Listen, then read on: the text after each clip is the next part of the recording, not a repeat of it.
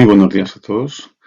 Quisiera hacer primero una reflexión de por qué me ha llevado a elegir el tema de la responsabilidad social interna en tiempos de COVID-19, la relación entre empresa y trabajador. Bueno, la responsabilidad social es un tema que me ha preocupado en los últimos años como docente y como investigador.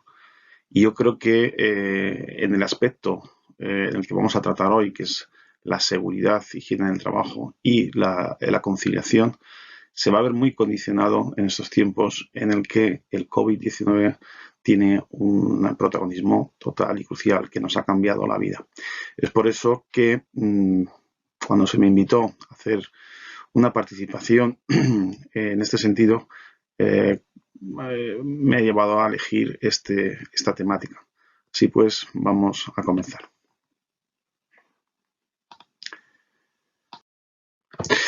Lo primero tendríamos que comenzar, como en cualquier otro tema, pues hablando de las definiciones. ¿Qué es la responsabilidad social corporativa? Bueno, pues si pensamos desde el punto de vista de los grupos de interés, la teoría de los stakeholders, diríamos que la responsabilidad social es algo voluntario, es una serie de actuaciones voluntarias de la empresa que tratan de alguna forma satisfacer los grupos, las demandas de los grupos de interés. Así pues, nos encontraríamos con varias clasificaciones. Una de ellas es la que distingue entre los externos e internos. Entre los internos, el grupo de interés, las personas que tienen intereses en la empresa, estaríamos hablando de accionistas, de los directivos y, por supuesto, de los trabajadores. ¿Qué nos van a demandar los trabajadores? Obviamente, cuando hace una aportación en forma de trabajo, el trabajador tiene una expectativa de recibir algo a cambio por parte de la empresa. Y ahí llegaríamos al equilibrio siempre y cuando el trabajador considere, por ejemplo, que el salario es justo. Por tanto, va a demandar un salario justo. Otra demanda muy habitual es la posibilidad de promoción. La promoción, el desarrollo profesional, puede sustituir en gran medida las expectativas de un salario mayor o un salario justo, ¿no? Pero también va a querer tener suficiente, los trabajadores quieren tener suficiente ocio, es decir, por ejemplo, descansos semanales, descansos entre jornadas y, por supuesto, también descansos en el cómputo anual, vacaciones y demás. Otra de las cuestiones que preocupa a los trabajadores es el tema de la salud en el puesto de trabajo y, por supuesto, la conciliación, es decir, la posibilidad de poder atender sus necesidades personales, familiares y relaciones con su grupo más cercano a pesar de estar trabajando. Por tanto, nosotros nos vamos a centrar en estas dos últimas partes, en la salud y en el tema de la conciliación. Y creo que estos dos temas se van a ver muy condicionados por este nuevo escenario que nos ha tocado vivir y que no hemos elegido, que es el de la pandemia y el COVID-19. Por tanto, las iniciativas que tienen que ver con la responsabilidad social dirigidas a los trabajadores, entre otras, y en estos momentos cobran especial importancia, serían aquellas que garantizan unas condiciones seguras en el puesto de trabajo y también aquellas medidas que vayan a ayudar a que el trabajador pueda cumplir con sus responsabilidades personales y no solo con las profesionales con las que le requiere el puesto de trabajo. Empezamos entonces a plantearnos una serie de objetivos en esta charla. Primero sería el estudiar los conceptos de seguridad e higiene en el trabajo y adaptarlos o poner ejemplos en este contexto de COVID-19, describir y comentar las distintas prácticas de conciliación que la empresa podría ofrecer al trabajador para que se sienta cómodo y, por supuesto, hacer una reflexión final de qué consecuencias puede tener esa implantación de la conciliación sobre el resultado final de la empresa. Empezamos, por tanto, por la seguridad e higiene en el trabajo. Es obvio que la empresa tiene una responsabilidad con sus trabajadores, que es la que proporcionarle un puesto de trabajo seguro que de alguna forma garantice su salud, ¿de acuerdo? Dependiendo de la industria, dependiendo de si es una empresa de servicios, dependiendo del contexto en el que se desarrolla esa actividad, tendrá que estar adaptado a esa actividad para evitar accidentes, para evitar enfermedades propias de la actividad y, por supuesto, para conservar las condiciones óptimas para desarrollar su vida personal y profesional. En este contexto del COVID-19, evidentemente, habrá que adaptar ese puesto de trabajo a las exigencias que nos dan los protocolos que desde la sanidad, digamos, desde las instituciones sanitarias se nos está recomendando.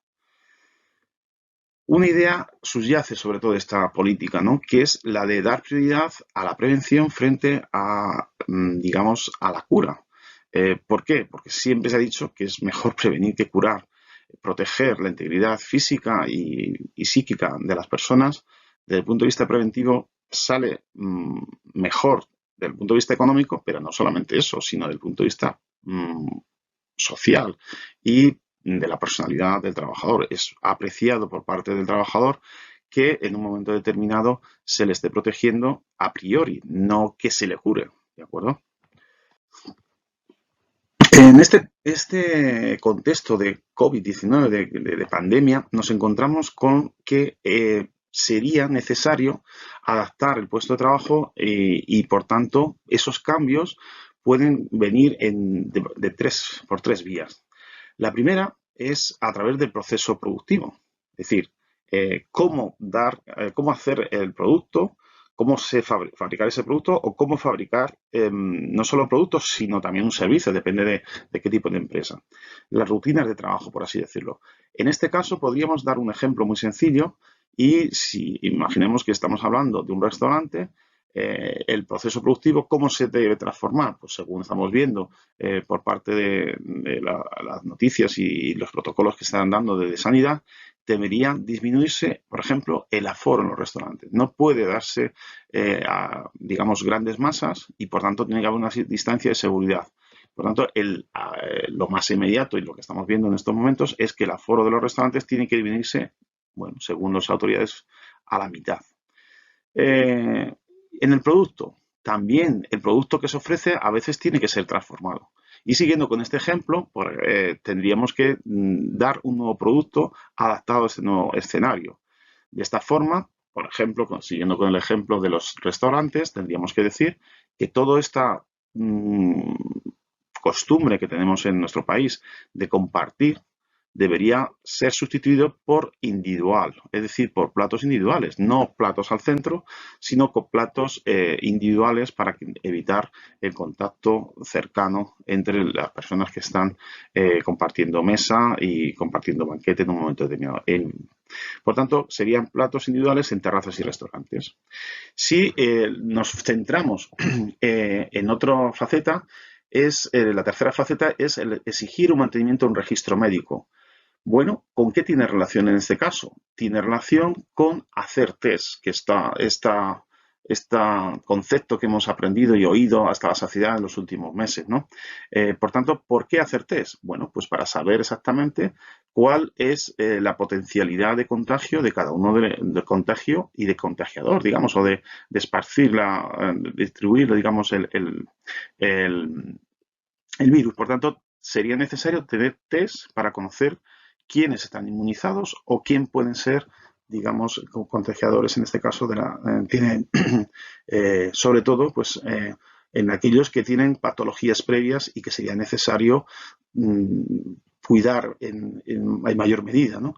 Por tanto, es necesario que las empresas procuren hacer test en aquellos escenarios en los que sanidad considere prioritarios, sobre todo, como digo, en aquellas personas que están en primera línea y en aquellas personas que están muy en contacto con los clientes y con otros trabajadores. ¿Qué pasa en el caso de que se produzca el hecho de una enfermedad, de un accidente y demás? Hombre, la responsabilidad de la empresa es atender lo mejor posible a aquellas personas que han dado la salud en aras de conseguir una mayor productividad, en aras de conseguir un objetivo mayor de la empresa. Por tanto, ¿qué acciones debería hacer la empresa? Obviamente, prestar un primer auxilio, una primera diagnóstico, una atención temprana para suplir en la medida de lo posible las consecuencias que pueda tener ese accidente o esa enfermedad. Pero no solo eso, una vez que se ha constatado que se ha producido el hecho de un accidente o de una enfermedad, eh, el trabajador debería tener cubierto en la medida de lo posible las cuantías económicas para poder estar con tranquilidad de que las personas que están a su cargo, ese círculo cercano, esa familia, pues no tiene problemas de subsistencia.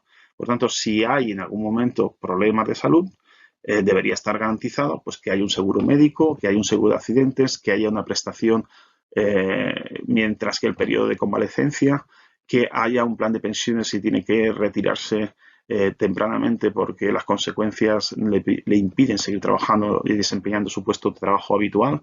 Por tanto, todas esas actuaciones serían complementarias a la que pudiera hacer el Estado en un momento determinado y que, afortunadamente, en España, con nuestro estado de bienestar, está bastante cubierto. Pero no está de más que la empresa trate de complementar esas actuaciones en aras a proteger al máximo a aquellas personas que han entregado su salud para incrementar la productividad de la empresa, para conseguir los objetivos de la empresa y demás. Evidentemente, la salud no es solo responsabilidad de la empresa, también es responsabilidad de los trabajadores, pero para ello debe necesitar una formación adecuada, es decir, se le debe dar la formación al contexto de su puesto de trabajo y al contexto, en este caso, por ejemplo, en el contexto actual de pandemia, pues se le debe dar la formación para poder evitar en la medida de lo posible los riesgos en este contexto que estamos hablando. Las protecciones, los famosos EPIs, y las famosas lavar las manos, usar guantes, usar mascarillas, etcétera, etcétera. Todo esto, que son consejos o normas de obligado cumplimiento, deberían ser conocidos de primera mano por los trabajadores y adaptarlos a su puesto de trabajo. Por tanto, la empresa debe proporcionar la formación, asegurar los medios y exigir que el trabajador cumpla con esas normas por el bien suyo y por el bien de la empresa en general. A veces se nos olvida que hay una parte de la salud que no es de tipo físico, también existe de tipo psicológico, ¿no? Una de las mayores lacras que tenemos en nuestra sociedad es precisamente el tema del acoso. El acoso que produce pues, un tremendo problema de tipo psicológico, ¿no? ¿Cuáles son los motivos del acoso?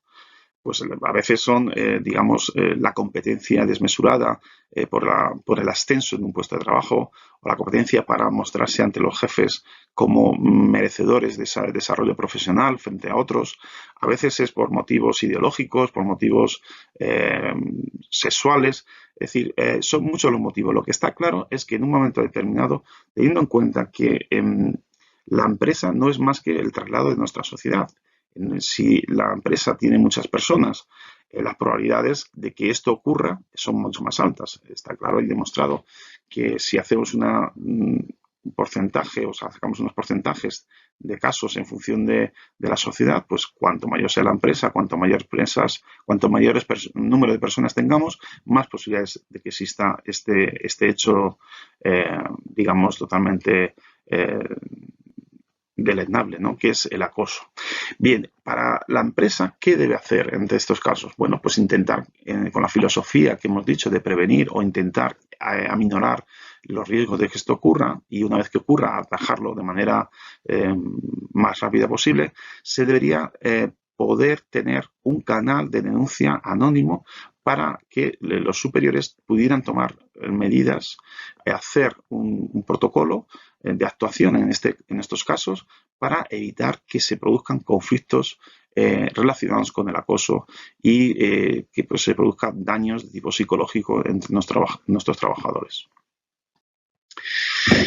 La segunda parte de esta presentación hace referencia, como digo, a la conciliación de la vida laboral y personal. Estas serían todas aquellas iniciativas que el Departamento de Recursos Humanos tiene posibilidad de implantar para que las personas puedan compatibilizar sus dos facetas, la faceta personal y, por otra parte, la faceta laboral, que es la que a nosotros nos interesa. Pero no debemos olvidar que las personas son las mismas. Tiene una doble cara, una doble rol, uno en casa y otro en el trabajo, pero la persona es la misma. Cuando uno va a casa se lleva los problemas laborales y cuando uno viene desde casa al trabajo se lleva los problemas personales. Ante esto, nos podemos encontrar con tres tipos de iniciativas: la flexibilidad laboral, los permisos de excedencias y ayuda a cuidado dependientes. Vamos a empezar. La flexibilidad laboral hace referencia entonces tanto a la flexibilidad en cuanto al tiempo de permanencia como al espacio o el sitio donde tiene que permanecer. Vamos a empezar empezamos entonces por las prácticas de flexibilidad temporal. En este caso, es muy valorado por las empresas, bueno, por las empresas más que por los trabajadores, lo que quería decir, perdón, el tener flexibilidad para entrar y salir con un cierto margen. Es decir, aunque se cumplan las 8 horas diarias, podés hacerlas de diferentes formas, entrando más tarde y saliendo más tarde, o al contrario, entrando un poco antes y saliendo antes, de tal manera que permite adaptarse y controlar mejor los horarios para adaptarlos a la actividad personal, digamos, o familiar y demás. Luego, tenemos que tener en cuenta que en ese horario flexible se debe plantear probablemente un horario fijo de permanencia. ¿Para qué? Bueno, pues para asegurar la presencialidad y coincidencia con los demás compañeros y que puedan darse una cierta coordinación y relaciones personales que indudablemente son muy valorables. ¿Vale? En estos tiempos de COVID-19, evidentemente, facilita muchísimo la conciliación, facilita también, por ejemplo, el transporte seguro. Se está hablando de poder hacer una política de flexibilidad temporal global para la economía en nuestro país. ¿Para qué? Para evitar que se produzcan horas punta en los transportes colectivos donde se produce muchísimo contagio. Entonces, flexibilizar los horarios de entrada y los horarios de salida para que no coincidan todos los trabajadores que tengan que moverse en transporte público al mismo tiempo. Eso reduciría mucho el contacto, ¿no? A veces también se proponen medidas para la reducción de la jornada laboral en función de cómo sean los compromisos personales. Esas reducciones de un tercio hasta la mitad de jornada y más, evidentemente, van acompañadas por una reducción en el salario proporcional a esa reducción. Pero la empresa, digamos que puede facilitar el acogimiento a esta reducción en función del reconocimiento de algún problema o alguna necesidad personal que tenga el trabajador. La flexibilidad temporal también se puede ver reflejada de la siguiente forma. Aquí proponemos, por ejemplo, la semana laboral comprimida. Algunos países, aprovechando todo este contexto de COVID-19, han propuesto la jornada laboral de 4 días semanales. Es decir, alargar un poco la jornada cada uno de los 4 días, de lunes a jueves, por ejemplo, y el viernes, sábado, domingo, tener la jornada unos fines de semana largos y de presencia más en casa, ¿no? Disminuye, por tanto, el número de viajes y de presencia y de contactos con otros individuos, ¿no? El horario continuado es muy valorado en otros países y aquí también cada vez más. Es evitar, digamos, esa tradición mediterránea de hacer largos descansos para la hora de la comida y reducirlo de tal manera que puedes volver antes a casa. El cómputo anual de horas, de tal manera que si son 1.800 o 2.000 anuales, pues hacerlas en diferente ritmo en función de las necesidades de la empresa. De tal manera que quizá disminuyes la presencia o el número de horas cuando es la época estival en la que digamos, es más difícil determinados trabajos, ¿no? Por el tema de la temperatura y demás, y también porque es más apetecible estar en casa conviviendo con la familia, sobre todo con los niños que están de vacaciones y demás, ¿no? Días de libre disposición siempre se necesitan para hacer algún compromiso o visita al doctor o visita a gestiones de diversa índole, acortamiento de los horarios en la celebración, por ejemplo, de reuniones, ¿no? Por ejemplo, no poniendo las reuniones muy temprano, por ejemplo, a partir de las 10 y tampoco ponerlas muy tarde, por ejemplo, nunca más tarde de las 4. O incluso se propone la práctica de luces apagadas, que consiste que a partir, por ejemplo, de las 6 de la tarde se apagan las luces de las oficinas para invitar a que los trabajadores vuelvan a casa con sus seres cercanos, ¿no? Por último, estaría la flexibilidad laboral en el tema de la flexibilidad espacial. Claro, esto es lo que nosotros llamamos siempre teletrabajo. Y yo creo que esto para muchos ha sido un gran descubrimiento. El teletrabajo se puede hacer. Es decir, nosotros pensábamos que antes del COVID-19 nos encontrábamos con que había un hecho marginal, que eran 5 o un 10% de personas que hacían teletrabajo. Sin embargo, ahora hemos llegado a unas cifras espectaculares en la mayoría de las empresas, sobre todo aquellas empresas que son de servicios. Obviamente las empresas productoras no puedes hacer el trabajo desde casa, porque el trabajo en la cadena de trabajo no se puede hacer desde casa, necesita presencialidad. Pero en aquellas empresas de servicios hemos visto que con muy poca inversión en nuevas tecnologías, con un ordenador portátil y una línea buena de Internet, con un ancho de banda suficiente, se pueden hacer muchísimas cosas desde casa.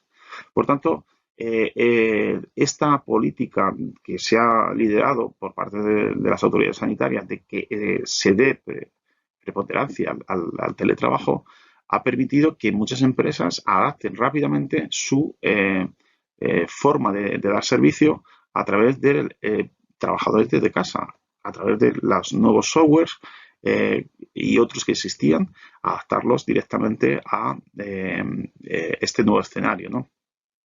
Por tanto, hemos descubierto que la presencia física no siempre es necesario y, bueno, pues podemos cumplir perfectamente con nuestro trabajo evitando que se nos controle el horario 100%, pero sí que nos pongan objetivos y tareas que haya que cumplir. Por tanto, deja de existir esa importancia crucial de la presencialidad frente al control por tareas y por objetivos, ¿de acuerdo? Entonces, ¿qué se consigue con el teletrabajo? Por una parte, se protege al trabajador porque se queda en casa y, por tanto, el número de contactos y exposición ante la enfermedad es mucho menor. Y, por otra parte, nos permite conciliar para el cuidado de dependientes que están a nuestro cargo, ¿de acuerdo? Por tanto, digamos que esto no se podría hacer si no tuviéramos estas nuevas tecnologías que tenemos al alcance de la mayoría. Y bueno, pues a pesar de todas estas ventajas que estamos hablando, esto no está carente de algunas desventajas. Por ejemplo, se producen situaciones de estrés por el tema de tener que estar muy en contacto con los dependientes y sobre todo porque no se sabe muchas veces distinguir, no está acostumbrado el trabajador a estar tanto tiempo en casa, teniendo que compatibilizar las labores propias de la familia y digamos, del mantenimiento del hogar y demás con el trabajo. Por tanto, no se hacen distinciones de horarios para unas y otras facetas y eso a veces produce bastante estrés. Y por otra parte, también hay un problema de tipo psicológico por la falta de contacto con otros individuos, con otros compañeros y demás, disminuye las relaciones sociales y por tanto en algún momento determinado pues puede crear, digamos, una situación de tristeza, ansiedad, incluso pues de depresión en un momento determinado. Por tanto, quizá deberíamos llegar a un equilibrio entre presencialidad física en el puesto de trabajo y mantenimiento de estas medidas de teletrabajo. Por tanto, quizá se están hablando de que en este escenario de nueva realidad, que es esa nueva terminología que estamos utilizando, pues quizá debamos llevar a un escenario mixto en el que haya un 40-60% de presencialidad y teletrabajo, ¿de acuerdo? Para combinar la coordinación con otros compañeros, para fomentar las relaciones personales, el capital social, como solemos decir desde el punto de vista del management, y por otra parte para preservar la salud del trabajador e intentar que la exposición no sea demasiada y poder también compatibilizar con las labores de cuidados a dependientes y demás. Bien, la última parte que nos faltaba de aquí era el tema de los permisos y excedencias, o no, la penúltima, por así decirlo, sería permisos y excedencias. En este caso, solamente es a título de enunciativo, digamos, y descriptivo, pues se pueden dar algunos permisos pues para cuidado de dependientes. Las típicas pues son por nacimiento, por paternidad o maternidad, o cuidado de un hijo pues puedes pedir una excedencia con la reserva del puesto de trabajo durante algún tiempo, pero no de manera permanente, y se pueden conseguir hasta 3 años de excedencia por cuidado de un menor o por cuidado de un dependiente, ¿no? Además, se pueden complementar todas estas medidas con determinadas ayudas económicas para favorecer, digamos, la actividad de la conciliación. En este caso, por ejemplo, está muy generalizado el que o bien dentro del centro de trabajo existan guarderías o bien que se produzcan subvenciones para que los padres puedan dejar a los hijos digamos, al cuidado de algunos profesionales en esas guarderías, y ese coste, digamos, sea compartido, ¿vale? También ayudas para estudio de los hijos, para estudios tanto de primaria como de comedor, como de transporte y demás, reservas en determinados colegios o residencias, y, ¿por qué no?, durante la época estival, en el que los chicos pues no tienen cole, no tienen instituto, pues digamos, poder subvencionar las actividades que se les proponen para sustituir el cuidado de los mayores, ¿no?, de los padres que están trabajando. Bien, llegado a este punto, deberíamos hacer una serie de conclusiones y de qué implica todas estas medidas, ¿no? Bueno, la primera conclusión que debemos sacar, una vez analizado lo que acabamos de ver, es que la salud de los trabajadores es crucial. Es crucial. ¿Cuáles son las razones? Desde el punto de vista razonable o desde el punto de vista intuitivo, todo el mundo lo vemos, ¿no? No podemos trabajar, no puede trabajar una persona normal si no tiene una seguridad en su puesto de trabajo, ¿de acuerdo? Es imposible que pueda hacer bien su trabajo. El trabajador no se va a poder comprometer, por tanto, tampoco si se siente inseguro en ese puesto de trabajo. No va a tener la misma diligencia, no va a trabajar con las mismas ganas, no va a trabajar con la misma profesionalidad, digamos. Por tanto, ¿qué va a pasar? Si esto no se cumple en una medida aceptable, el resultado, la productividad, el beneficio de la empresa se va a ver afectado. Si las condiciones, por tanto, de salud no son las adecuadas, el trabajador no trabajará de manera diligente, de manera eficaz, y, por tanto, ese compromiso del trabajador se va a ver afectado, se ve condicionado, por tanto, la actividad que hace en el día a día, y por ende, el beneficio de la empresa se verá afectado, ¿vale? Otra de la conclusión que debemos sacar es que la conciliación está más vigente que nunca, porque por las circunstancias que estamos viviendo, nos encontramos que los niños no van al colegio, porque lo desaconsejan las autoridades sanitarias. Por tanto, tenemos los niños en casa para cuidar. Los mayores hemos visto que están en peligro en las residencias, y, por tanto, hay tendencia a sacar a esos mayores de esas residencias. Por tanto, necesitan el cuidado. Las personas con alguna discapacidad no pueden ser atendidos tampoco en los centros sociosanitarios porque se consideran peligrosos. Por tanto, ¿dónde van a volver? Vuelven a casa. Entonces, aquí es donde el papel, digamos, del cuidador, en este caso de la familia, se va incrementando como sustituto de esos, digamos, organismos, de esas instituciones que el estado de bienestar y el estado actual había proporcionado para sustituir el papel de la familia que tenía antaño en los tiempos pasados. Bien, entonces, más conclusiones. Las empresas van a tener un protagonismo en este sentido. ¿Por qué? Porque aquellas empresas que ayuden a conciliar a los trabajadores van a incrementar su reputación.